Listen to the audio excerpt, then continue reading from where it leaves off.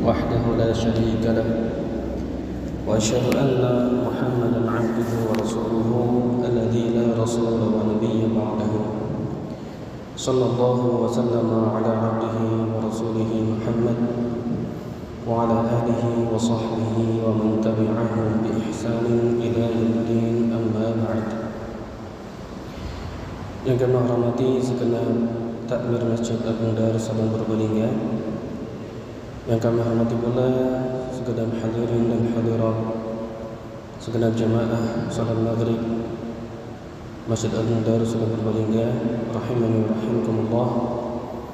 Pertama kita panjatkan syukur kehadiran Allah Subhanahu wa taala, yang mana karena limpahan rahmat dan karunia-Nya kita masih bisa berikhtiar, masih bisa beramal untuk mencari bekal sebelum kita dipanggil olehnya, sebelum nikmat dunia Allah cabut.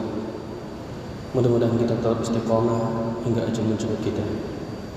Salawat dan salam semoga tercurah limpahkan kepada baginda Nabiullah Muhammad sallallahu alaihi wasallam, dan juga kepada keluarga, para sahabat dan mereka yang mengikuti beliau hingga di akhir nanti. Ayyuhal hadirun al-mukramun, a'azani Allah wa iyyakum. Pada kesempatan malam hari ini insyaallah kita akan membahas muqaddimah dari sebuah kutaib, kitab kecil, yang tema utama dari kutaib tersebut adalah masalah akidah. Kutaib tersebut membahas 3 jawaban penting, jawaban dari 3 pertanyaan yang disampaikan atau ditanyakan oleh malaikat di alam kubur, yaitu man rabbuk, man nabiyyuk, wa ma dinuk. Dan insyaallah bagi yang sudah terbiasa membaca buku, sudah mengenal, dan buku tersebut berjudul Al-Usul Ats-Tsalatsah, 3 pokok penting di dalam agama Islam. Dan pada kesempatan malam ini kita hanya membahas muqaddimah, muqaddimah yang membahas atau berbicara tentang 4 kewajiban utama seorang muslim. Mari kita mulai. Penulis Asy-Syaikh Al-Mujaddid Muhammad At-Tamimi rahimahullah taala mengatakan, Bismillahirrahmanirrahim, dengan nama Allah yang Maha Pemurah lagi Maha Penyayang. Dan beliau di dalam kitab tersebut tidak menyebutkan hamdalah dan salawat. Tidak menyebutkan hamdalah dan salawat. Namun bukan berarti beliau tidak suka memuji Allah atau bersalawat kepada Nabi. Hamdalah dan salawat itu terwakilkan oleh basmalah, Bismillahirrahmanirrahim. Dan kalimat basmalah tertulis di dalam kitab-kitab para ulama itu beralaskan beberapa hal. Alasan yang pertama, untuk mengikuti Al-Quranul Karim, yang mana hampir seluruh surat di dalam Al-Quran diawali dengan Bismillah, kecuali 1 surat. Kenapa? Surat Taubah, Bara'ah. Ini yang pertama. Alasan yang kedua, kenapa diawali basmalah? Karena ingin mengikuti sunnah baginda Nabiullah Muhammad sallallahu alaihi wasallam, yang mana Nabi kita sallallahu alaihi wasallam menulis suratnya yang dikirimkan kepada para raja dengan awalan Bismillah. Kemudian alasan yang ketiga, kenapa mengawali dengan basmalah? Karena mengikuti kebiasaan para ulama. Asy-Syaikh Muhammad At-Tamimi rahimahullah termasuk ulama kontemporer.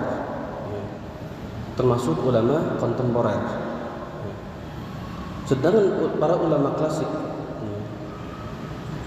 klasik, beliau dan mereka menulis dengan bismillah di awalnya, dan ini merupakan adah, ya, kebiasaan para musannif kitab, menulis kitab. Selain dari itu, hadirin azanillahu waikum, mengawali dengan bismillah itu juga bermaksud untuk tabarruk, meminta berkah. Sehingga manakala menafsirkan bismillahirrahmanirrahim dengan nama Allah yang Maha Pemurah lagi Maha Penyayang, para ulama itu menakdirkan, ya, mengira-ngira, kalau kita gampangannya mengira-ngira. Kalau diterjemahkan dengan nama Allah, dengan nama Allah yang Maha Pemurah lagi Penyayang, aku memulai menulis dengan nama Allah, aku mulai menulis dengan nama Allah, aku mulai menyampaikan dengan nama Allah, aku mulai seterusnya. Dan juga ada hadis yang berbicara tentang sunnahnya mengawali sesuatu dengan bismillah. Namun hadis ini dinyatakan sebagai hadis yang dhaif jiddan, ya, sangat lemah. Sebagaimana tertulis di dalam kitab Irwaul Ghalil karya Syekh Al-Albani rahimahullah taala. Bunyi hadisnya adalah kullu amrin dhi balin la yubda fihi bi bismillah fahuwa abtar. Setiap perkara penting yang tidak didahului dengan bismillah, maka perkara tersebut terputus. Abtar, munqati', ya, munqati'un minal barakah, ya, terputus dari keberkahan. Dan kalau kita lihat bacaan-bacaan doa dan zikir, banyak perkara yang diawali dengan bismillah. Mau makan, bismillah. Mau apa lagi? Mau keluar rumah, bismillah, tawakkaltu 'ala Allah, ya. Dan yang lain sebagainya. Wallahu a'lam. Kemudian hadirin rahimani wa rahimakumullah, setelah menyebutkan bismillahirrahmanirrahim, penulis mengatakan i'lam rahimakallah annahu yajibu alaina ta'allumu arba'i masail. Ketahuilah, semoga Allah merahmatimu, sesungguhnya wajib bagi kita mempelajari dan memiliki ilmu tentang 4 perkara. Wajib bagi kita memiliki ilmu tentang 4 perkara. Beliau mengawali kalimat tersebut dengan kata i'lam, ketahuilah. Kalau kita terjemahkan secara letterlet, artinya ilmuilah. Dan kata ulama usul, i'lam, ya, pengetahuan, maratibul idrak, tingkatan pengetahuan itu dibagi menjadi 6. Dibagi berapa, Pak? Menjadi 6. 1. Ilmun. Yang pertama adalah ilmu. Ilmu itu kata para ulama usul mengetahui sesuatu secara pasti, ya. Mengetahui sesuatu secara pasti. Itu yang namanya apa? Ilmu. Kemudian tingkatan selanjutnya adalah jahlul basit, ketidaktahuan, ketidaktahuan secara total. Kalau tadi 100% punya ilmunya, kalau jahlul basit 100% tidak tahu. Ini jahlul basit. Yang ketiga, jahlun murakkab. Udah jahil apa? Murakkab. Murakkab ini bertingkat. Jadi kebodohannya itu apa? Bertingkat-tingkat. Maksudnya bagaimana?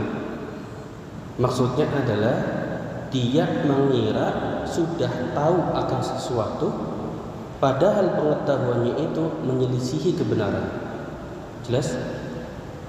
Kalau tadi 100% nggak tahu, ngaku. Nih. Kalau jahlul murakkab itu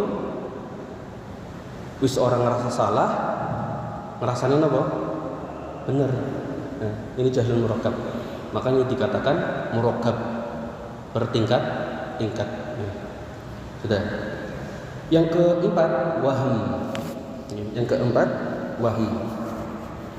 Wahm itu 20, ya kita kalau presentasikan ya, 25% pengetahuan, 75% tidak tahu. Ini namanya wahm. Ya. Yang kelima, syak, ragu. Setengah tahu, setengah tidak tahu. Ini syak. Dan yang keenam, dhon. 75% tahu, 25% tidak tahu. Ya, dhon, dugaan, ya, menduga-duga, kemungkinan besar. Dan yang diinginkan oleh penulis adalah kita memiliki ilmu sebanyak berapa? Berapa persen? 100, ya. 100% kita, kata beliau, 100% kita harus mengetahui 4 hal. Ya. Dan ini hukumnya apa? Wajib. Baik. Kemudian hadirin rahimani wa rahimakumullah, terkait dengan ilmu, kita juga harus memahami bahwa ilmu itu dibagi dua. Ilmu itu dibagi dua, yaitu ilmu daruri. Ilmu daruri, ilmu yang sudah pasti tidak perlu dalil dari Al-Quran. Contoh, ilmu bahwa api itu panas. Ilmu bahwa kalau kita jalan di tengah jalan yang sedang ramai, kemungkinan besar akan tertabrak. Itu nggak perlu dalil. Terus betul enggak? Betul. Dan yang kedua, ilmu nadhari. Nah, ilmu nadhari ini yang perlu dalil. Perlu dalil, perlu pembahasan, perlu perenungan. Ya, perlu perenungan. Ini namanya nadhari. Baik. Kemudian hadirin rahimani wa rahimakumullah, beliau mengatakan tadi, ya'lam rahimakallah annahu wajibu alaina ta'allumu arba'in masail. Ya. Ketahuilah semoga Allah merahmatimu, sesungguhnya wajib bagi kita mengetahui 4 masalah. Masalah yang pertama, al-ula al-ilmu. Yang pertama adalah ilmu. Ilmu apa? Yang di sini dimaksud oleh beliau adalah ilmu agama. Adalah apa? Ilmu agama. Dan hal ini dikuatkan dengan penjelasan beliau setelah menyebutkan al-ilmu dengan perkataan beliau, wa huwa ma'rifatullahi wa ma'rifatu nabiyhi sallallahu alaihi wasallam wa ma'rifatu dinil Islam bil adillah. Ilmu yang pertama harus kita kuasai adalah ilmu, yaitu mengenal Allah, mengenal Nabinya Muhammad sallallahu alaihi wasallam, dan mengenal agama Islam dengan apa? Dengan dalil, ya. Baik, dan ilmu ini Bapak Ibu, ilmu Islam ini yang dimaksud di dalam ayat-ayat dan juga hadis-hadis yang berbicara tentang keutamaan mencari ilmu. Ya, di antara hadisnya apa? Man salaka tariqan yaltamisu fihi ilman sahhalallahu lahu bihi tariqan ilal jannah. Ya, barang siapa yang menampaki suatu jalan untuk mencari ilmu, maka Allah akan mudahkan jalan baginya untuk menuju surga. Begitu pula hadis yang lainnya, talabul ilmi fardhatun ala kulli muslim. Mencari ilmu itu hukumnya apa? Wajib atas setiap muslim, ya. Begitu pula dalam Al-Qur'an, wa qur rabbi zidni ilman. Dan katakanlah, ya Allah, berikanlah aku, tambahkanlah aku ilmu. Seluruh dalil di dalam Al-Qur'an dan As-Sunnah yang berbicara mengenai keutamaan ilmu, yang dimaksud adalah secara mutlak adalah ilmu agama. Jelas nggih? Sehingga hal ini ya, sebagai dasar bagi kita, kalau misalkan ilmu yang dimaksud di dalam Al-Quran dan As-Sunnah yang berbicara tentang kemuliaan mencari ilmu, termasuk di dalamnya ilmu-ilmu dunia, maka orang kafir yang menemukan lampu, yang menemukan apa lagi? Yang menemukan lampu, pokoknya pengetahuan umum, mereka akan masuk surga. Adil enggak? Tidak adil. Maka dalil-dalil yang berbicara tentang utama ilmu berbicara tentang ilmu agama. Dan ilmu agama inilah yang hukumnya wajib untuk diketahui. Kalau kita membahas lagi lebih rinci, hadirin rahimani wa rahimakumullah, di sana juga dalam ilmu agama ada juga ilmu agama yang hukumnya wajib ain, wajib kifayah, dan hukumnya sunnah. Ya. Wajib ain kaidahnya apa? Ilmu agama yang sifatnya wajib ain.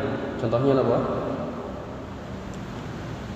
Contohnya wudu, tayamum, mandi wajib, tata cara sholat.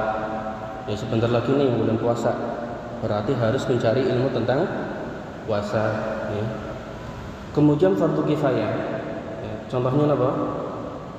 Contohnya ilmu tentang jinayat, ya, tentang hudud, ya, perundang-undangan. Dan ada hukumnya sunnah. Ilmu-ilmu tadi, hukum fardu kifayah bagi orang-orang yang tidak terkait dengan ilmu-ilmu itu, maka orang-orang tersebut hukumnya apa? Sunnah. Ya. Yang pertama, hadirin rahimani wa rahimakumullah, mengenal Allah. Yang pertama apa? Mengenal Allah. Apakah Bapak Ibu sudah kenal Allah? Sampun? Kok senyum? Sudah kenal Allah atau belum? Ya. Apa itu mengenal Allah? Ya. Pensyarah di sini Syekh Muhammad bin Shalih Al-Utsaimin mengatakan, ma'rifatullah ay ma'rifatullah azza wa jalla bil qalbi. Mengenal Allah adalah mengenal Allah dengan hati. Ma'rifatan tastalzimu qabula ma syara'ahu wal id'an wal inqiyad lahu. Mengenal dengan hati, dengan pengenalan yang membuat kita menerima syariat Allah dan kemudian tunduk patuh kepadanya.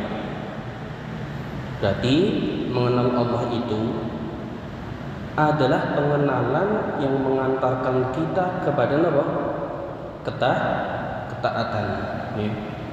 Wa tahkim syari'atihi allati jaa biha Rasulullah Muhammad sallallahu alaihi wasallam.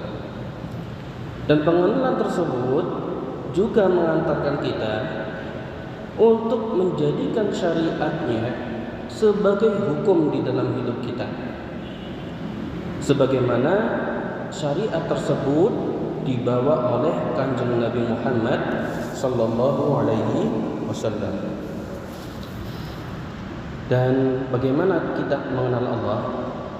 Ada dua cara. Ada berapa? Dua. Yang pertama, mengenal Allah dengan ayat-ayat qauliyah. Mengenal Allah dengan ayat-ayat apa? Qauliyah. Yang kedua, mengenal Allah dengan ayat-ayat kauniyah. Qauliyah itu ayat-ayat yang ada di dalam apa? Al-Quran. Tidak hanya Al-Quran, juga yang ada di dalam hadis Nabi Muhammad sallallahu alaihi wasallam. Ya. Jadi di antara cara kita mengenal Allah, manakala kita merasa malas, ya, merasa futur, merasa haus akan pengetahuan tentang Allah, yang jadikan sumber utama adalah Al-Quran dan As-Sunnah. Adalah apa? Al-Quran dan As-Sunnah. Sebagian orang itu ingin mengenal Allah tapi lewat jalan bukan Al-Quran dan As-Sunnah, ya. Lewat mantik, lewat apa? Filsafat, ya. Nggak mau melewati Al-Quran dan As-Sunnah. Jadi gini, manusia itu secara umum mengenal Allah itu lewat 3 jalan: Al-Quran, As-Sunnah, mantik, filsafat. Kalau melewati Al-Quran dan As-Sunnah, ini mengikuti jalan wahyu, jalannya wahyu Allah Ta'ala, ya. Tapi kalau lewat jalan mantik yang ketiga, jalan filsafat, itu mengikuti jalur otak, jalur pikiran, utak-utik gatuk, ya. Dan manusia memiliki pikiran, memiliki otak, itu terbatas sifatnya. Maka manakala orang yang hanya mengandalkan otak saja, mengandalkan pikiran, pengetahuan, kemudian menabrak apa yang ada di dalam Al-Quran dan As-Sunnah, Al-Quran As-Sunnah itu yang akan dikalahkan, akan yang diseret, ya. Sehingga muncullah pemikiran-pemikiran yang sesat, pemikiran-pemikiran tentang Allah yang keliru. Setuju apa buatan? Setuju apa buatan?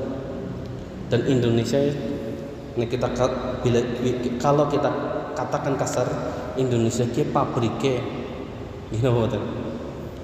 Orang perlu mari Mekah lewat gua, engko gua niki gotul Mekah, enak teman.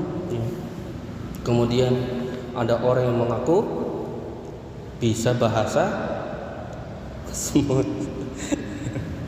bisa bahasa lebah dan sebagainya. Ini hal-hal yang Masya Allah. Nah, kalau kita menjadikan Al-Quran dan As-Sunnah sebagai imam kita, sebagai apa? Imam kita, ya. Dan akal kita tunduk dengan Al-Quran dan As-Sunnah, kita yang selamat. Kalau tidak tahu bagaimana? Kalau tidak tahu, ya cari penjelasan para ulama, selamat kita. Jadi cara paling utama di dalam mengenal Allah adalah mengetahui ayat-ayat qauliyah di dalam Al-Quran maupun As-Sunnah dengan bantuan penafsiran dan penjelasan para ulama rahimahumullah ta'ala wa hafizahumullah jami'an.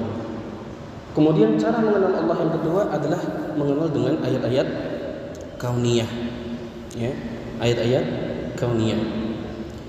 Dan perintah untuk memahami ayat-ayat kauniyah, kebesaran-kebesaran Allah yang ada di alam semesta, itu disyariatkan Bapak Ibu.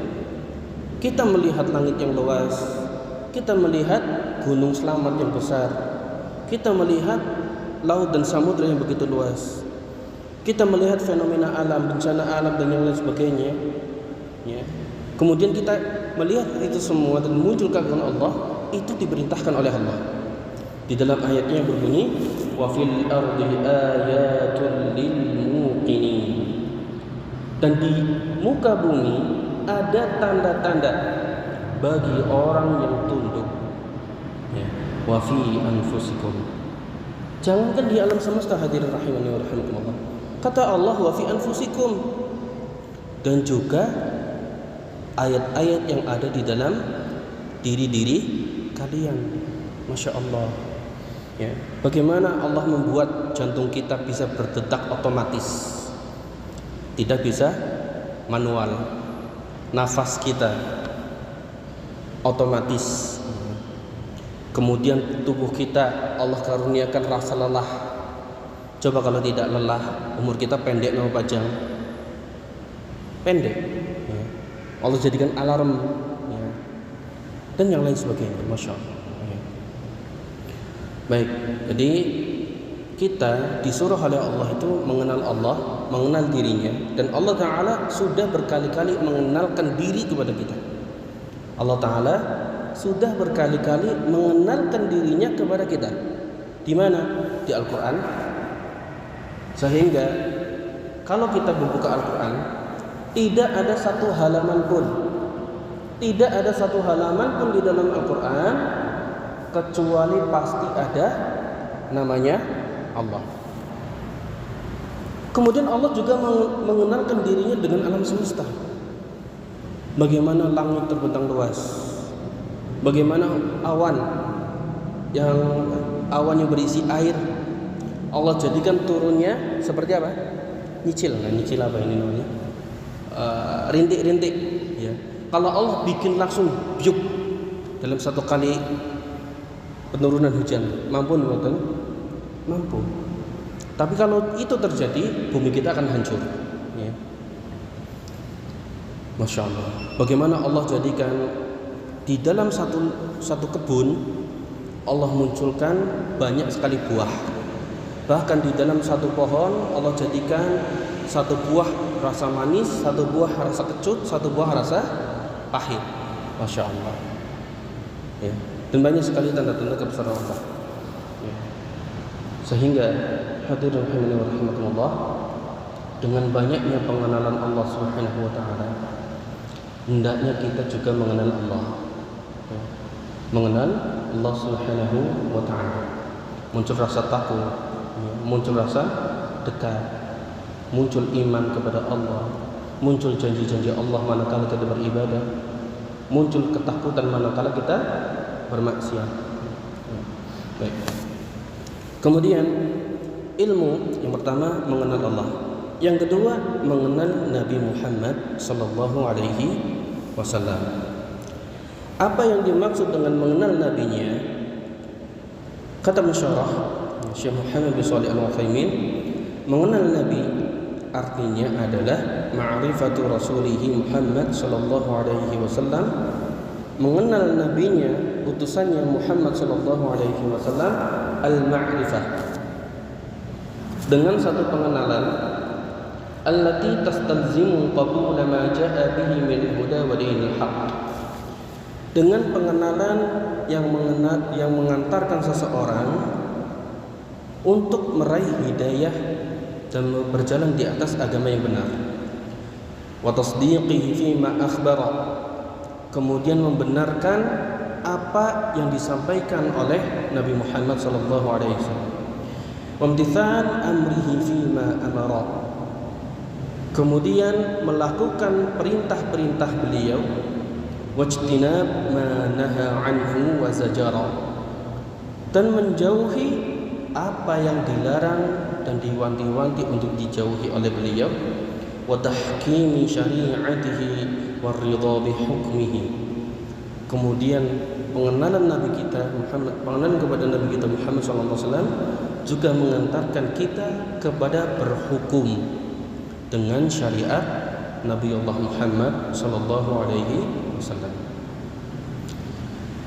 Dan Allah Subhanahu wa taala berfirman di dalam surat An-Nisa ayat 65, kata Allah, "Fala wa rabbik", tidak demi Tuhanmu, "la yu'minuna hatta yuhakkimuka fima syajara bainahum", mereka tidak dikatakan beriman sampai mereka menjadikan engkau hakim, ya, mengikuti hukum fima syajara bainahum, ya, menjadi hakim untuk perkara yang kalian berselisih di dalamnya. Thumma la yajidu fi anfusihim harajan mimma qadaita, kemudian mereka menerima hukum yang engkau bawa tanpa ada rasa penolakan, ya. Wa yusallimu taslima, dan mereka menerima dengan sepenuhnya, ya. Ini surat An-Nisa ayat 65, ya. Di dalam surat An-Nur Allah Ta'ala juga berfirman, surat An-Nur ayat 51, "Innama kana qawlal mu'minin idza du'u ila Allahi wa rasulihi liyahkuma bainahum", sesungguhnya perkataan orang-orang beriman apabila mereka diajak kepada Allah dan Rasulnya supaya liyahkuma bainahum, supaya Allah dan Rasulnya menjadi hakim di antara mereka, an yaqulu sami'na wa ata'na, Ya, manakala Allah dan Rasulnya Shallallahu Alaihi Wasallam memberikan satu perintah, menurunkan sebuah hukum, orang-orang yang beriman akan mengatakan apa? Sami'na wa ata'na, ya. Wa ulaika humul muflihun. Dan mereka lah orang-orang yang beruntung.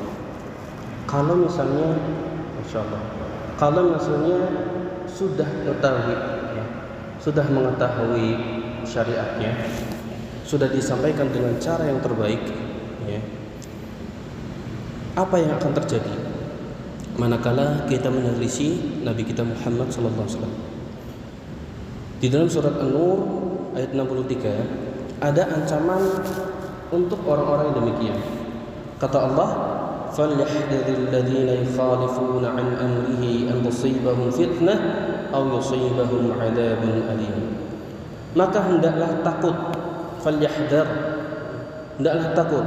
Siapa yang hendaknya takut? Alladzina yukhalifuna 'an amrihi, orang-orang yang menyelisihi Nabi kita Muhammad sallallahu alaihi wasallam.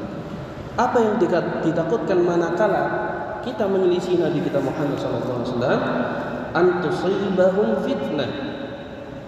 Takutlah dari fitnah. Kalau kita menyelisihi Nabi kita Muhammad sallallahu alaihi wasallam, Allah akan menimpakan kita fitnah. Aw yusibahum 'adzabun alim, atau Allah turunkan azab yang pedih. Apa itu fitnah? Ya, apa itu fitnah? Al-fitnah di dalam ayat ini dijelaskan oleh Al-Imam Ahmad rahimahullah. Kata beliau, "Atadri mal fitnah?" Tahukah kamu apa itu fitnah yang terjadi apabila kita menyelisihi Nabi Muhammad sallallahu alaihi wasallam? Kata beliau, "Al-fitnatu asyirku." Fitnah adalah kesyirikan. Kalau ada orang menyelisihi Nabi Muhammad sallallahu alaihi wasallam, maka Allah biarkan dia masuk ke dalam kesyirikan. La'allahu idza radda ba'du qawlihi, masyaallah, bisa jadi dirinya apabila menolak sebagian sabda Nabi Muhammad sallallahu alaihi wasallam, an yaqa'a fi qalbihi syai'un min az-zaigh, bisa jadi muncul sesuatu, yaitu apa? Az-zaigh, penolakan, penyimpangan, fayahlak, kemudian muncullah apa? Muncullah kebinasaan. Dan inilah yang dikhawatirkan oleh sahabat beliau Abu Bakar As-Siddiq rahimahullah radhiyallahu anhu. Beliau itu Abu Bakar As-Siddiq radhiyallahu anhu, sahabat yang paling menjaga sunnah Nabi, ya, paling menjaga sunnah Nabi.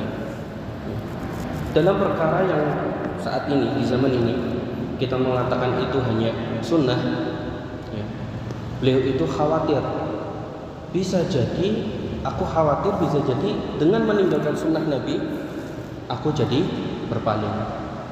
Beda dengan zaman sekarang. Kalau zaman dahulu, para salaf kita, orang-orang soleh di zaman dahulu, mereka beramal alasannya apa? Aku mengamalkan ini karena ini sunnah.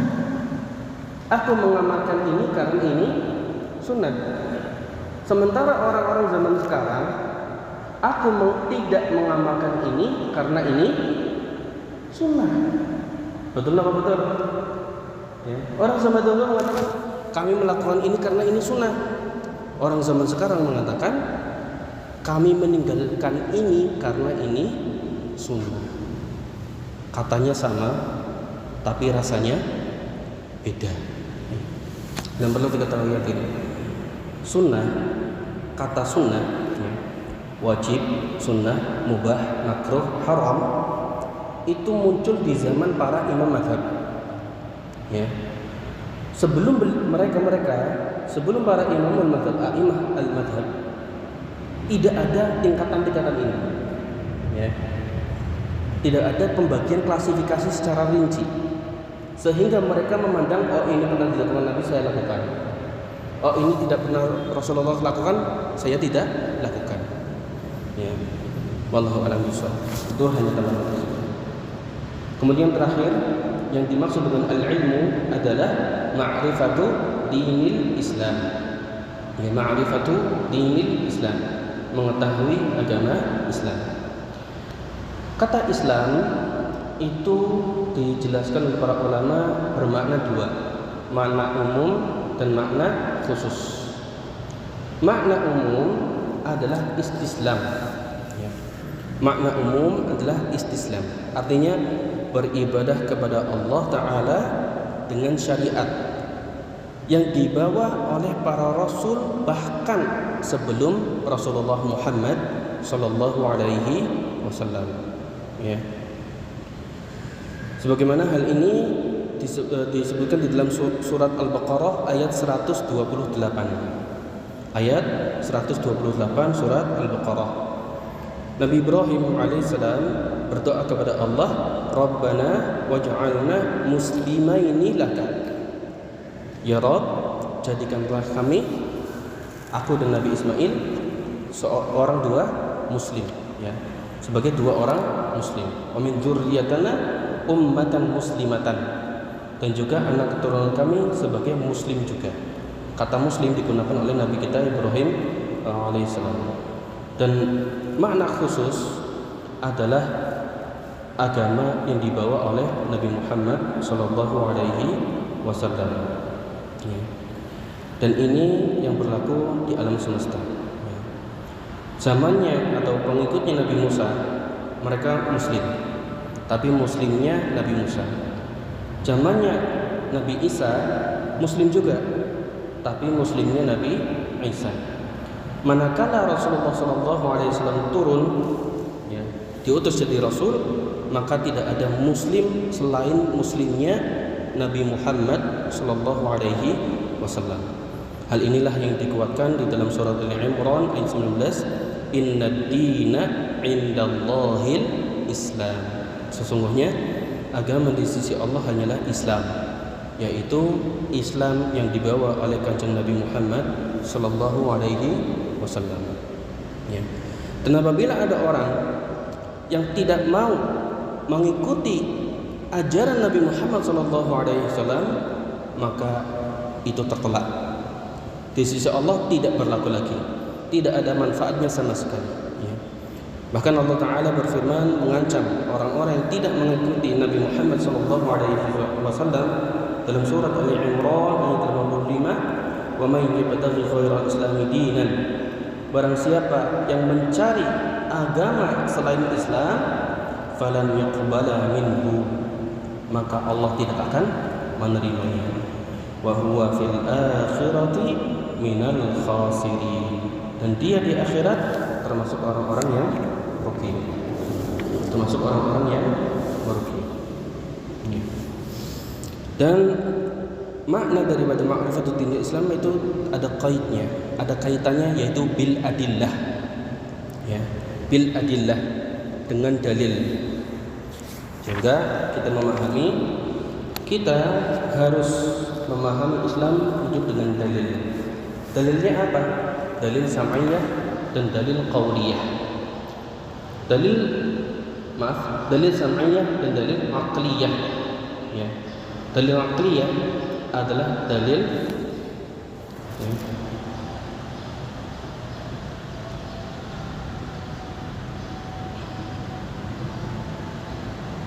yang diperoleh dengan akal untuk pembenaran agama Islam, dan juga dalil sam'iyah. Dalil sam'iyah, dalil sam'iyah, yaitu dalil Al-Quran. Dalil aqliyah misalnya, logika kita tidak bisa menangkap mukjizat Nabi Muhammad Sallallahu Alaihi Wasallam. Contohnya, bulan dibelah, munculnya apa?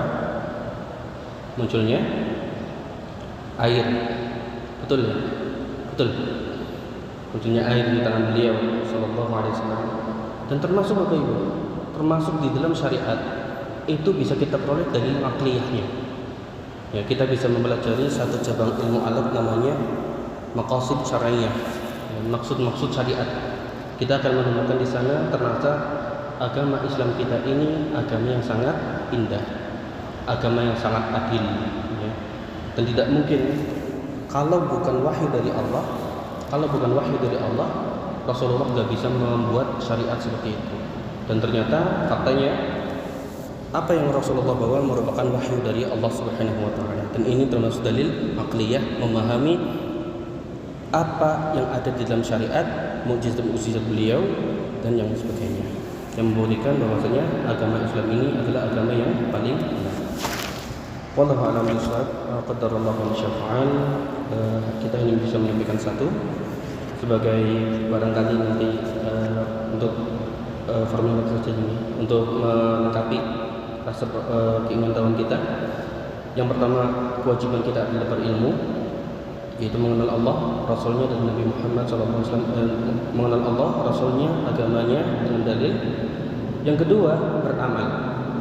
Yang ketiga, berdakwah. Yang keempat, sabar. Yang pertama apa? Berilmu. Yang kedua, beramal. Yang ketiga, berdakwah. Yang keempat, bersabar. Wallahu a'lamu bishawab. Ini saja yang bisa kami sampaikan.